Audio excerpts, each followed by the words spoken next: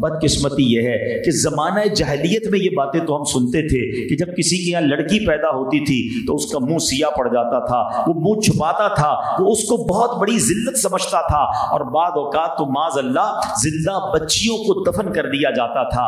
वो ज़माना जहलियत की बातें थी।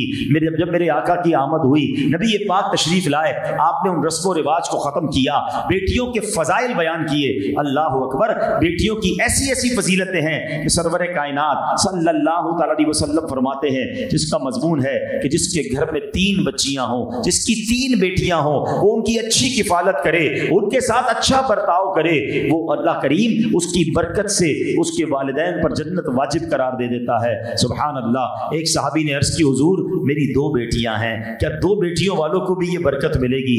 सुभान अल्लाह। कौनैन के वाली सल्लल्लाहु अलैहि वसल्लम फरमाते हैं कि हाँ, जिसकी 2 बेटियां हों उस पर भी जन्नत वाजिब हो जाती है। यकीन करें, जब मैंने पहली बार ये हदीस पढ़ी थी, मैं यहाँ तक पहुँचा था और मुझे ख्याल आया कि मेरी तो 1 बेटी है, मेरे बारे में क्या होगा?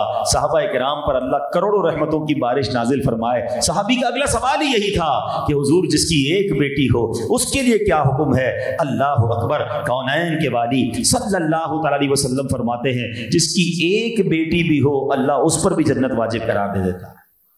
अरे बेटियां तो जन्नत का टिकट हैं? उनकी अच्छी किफालत करके, उनकी अच्छा बर्ताव करके आप जन्नत कमा सकते हैं। सुनो, मेरे आका अलैहिस्सलाम ने एक और जगह इरशाद फरमाया जिसका मजमून है, बेटियों को बुरा न कहो, बेशक मैं खुद बेटियों वाला हूं। कितनी बड़ी बात है। नबी पाक अपने बारे में फरमा रहे हैं कि मैं भी बेटियों वाला हूं। बेटियां तो गम गुसार होती हैं, बेटियां तो वालिदैन का सहारा होती हैं। ऐ मेरे प्यारे इस्लामी भाइयों, इसी तरह अब उस जमाना जहलियत की बात करें तो आज हम देखते हैं कि कुछ घरों में अगर 1 बेटी हो जाए, 2 बेटियां हो जाएं तो जनाब मूड ऑफ हो जाता है, लड़ाई शुरू हो जाती है, ताने दिए जाते हैं।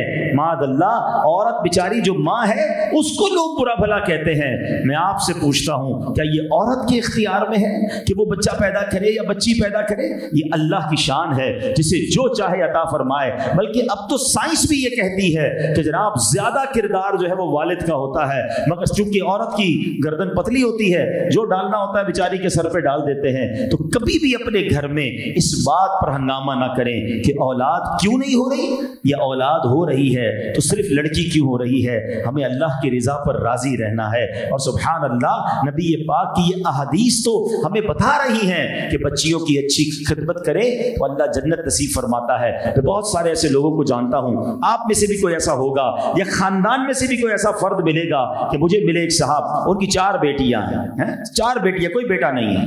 तो एक बार ऐसी बात हो रही थी, कहते अब्दुल हबीब भाई, जब से बेटियां हुई अल्लाह ने मेरे नसीब ही फेर दिए हैं, मेरे कारोबार में बरकत हो गई है, मेरे रिस्क में बरकत हो गई है, मेरे वारे न्यारे हो गए हैं। क्यों? क्योंकि वो बेटियों की आमद पर अल्लाह से शिकवा नहीं किया था, उसने शुक्र अदा किया था, उसको अल्लाह की नेमत और रहमत समझा था।